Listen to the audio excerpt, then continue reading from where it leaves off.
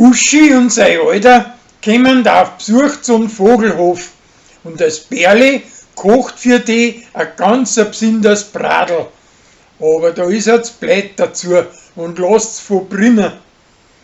Das Hummerl sieht das kommen und kocht drum beim Pfarrer das Gleiche. Aber das ist ihrer der Flori weg mit seinem Spätzle. Also kriegt der Besuch schön etwas Geschwinds.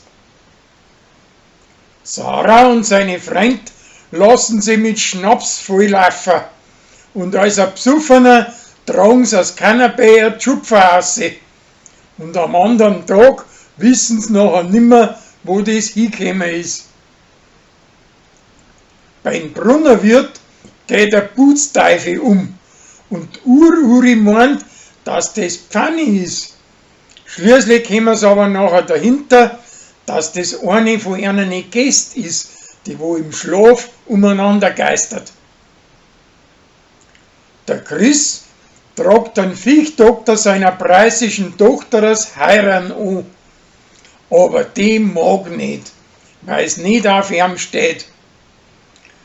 Wie es nachher gerade an Holztaus spazieren geht, kommt auf einmal das Kind daher und der Mike fährt zufällig gerade vorbei und miteinander bringen sie es auf die Welt. Danach werden sie mit dem Sanker ins Spital gebracht. Die Rosi möchte für die seltene Fledermaus eine Ausgleichsflächen ausweisen und erklärt das die Leute am Bauplatz.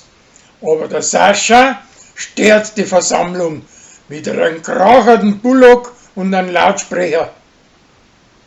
Danach frotzelt der Fischer an Saschas Fleiß so hinterfotzi, dass ihm derer Fotzen reinhaut, dass ihm gleich die Nasen blüht.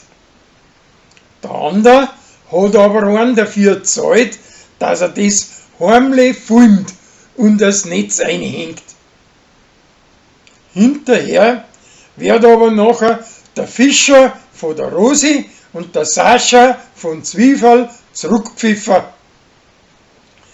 Die wird schließlich gerade vor einem Zeitungsschmierer angerufen und kriegt mittendrin einen sehen Hexenschuss aus Kreuz rein, dass er sich nimmer mucksen kann.